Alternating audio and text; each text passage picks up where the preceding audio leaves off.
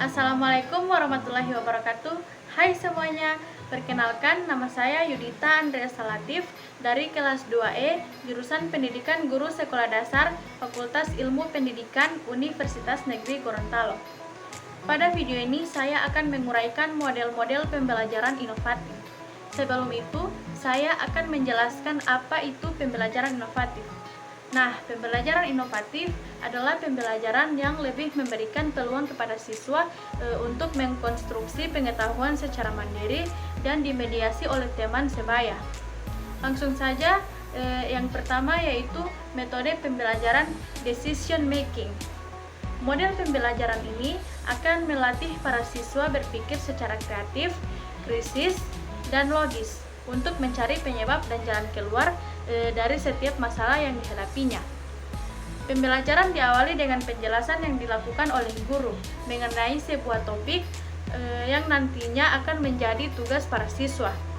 Setelah selesai menjelaskan, guru akan meminta kepada para siswa untuk menggali fakta yang belum terungkap.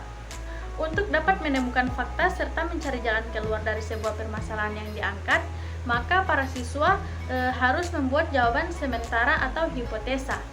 Hipotesa yang dibuat akan diuji kebenarannya dengan cara melakukan observasi. Nah, untuk mencari informasi sebanyak mungkin, maka dilakukan klarifikasi untuk menentukan bagian atau kelompok mana saja yang dinilai penting atau tidak. Dan langkah terakhir yang harus dilakukan adalah menarik kesimpulan. Kesimpulan dibuat untuk membuktikan apakah hipotesa atau jawaban sementara. Ini dibuat agar dapat menjadi jalan keluar dan dapat dilakukan untuk menyelesaikan masalah, serta supaya masalah yang sama tidak akan terjadi lagi. Kemudian yang kedua yaitu metode pembelajaran jigsaw. Nah, pembelajaran jigsaw ini di mana guru akan membagi siswa ke dalam kelompok kecil yang terdiri dari 3 sampai dengan 5 orang. Setiap kelompok akan membahas topik yang sama, namun setiap anggota dalam kelompok tersebut memiliki tugas yang berbeda-beda. Anggota kelompok akan berkumpul dengan anggota dari kelompok lain yang memiliki tugas yang sama untuk berdiskusi mengenai tugas yang diberikan.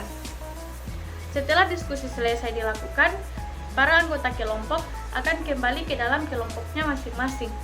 Setiap anggota kelompok harus menjelaskan kepada kelompoknya mengenai hasil diskusi yang dilakukannya, di mana anggota yang lain harus mendengarkan dan tidak hanya memahami atau mengerti terhadap tugas yang diberikan kepadanya, namun juga harus memahami dan mengerti tugas dari anggota lain dalam kelompoknya.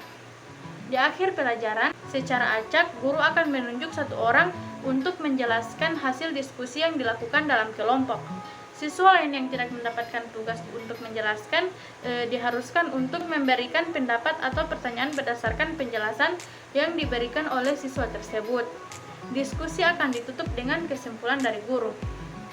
Metode yang ketiga yaitu metode pembelajaran debat, di mana guru akan membagi siswa ke dalam 2 kelompok besar, yaitu terdiri dari suatu kelompok pro dan suatu kelompok kontra.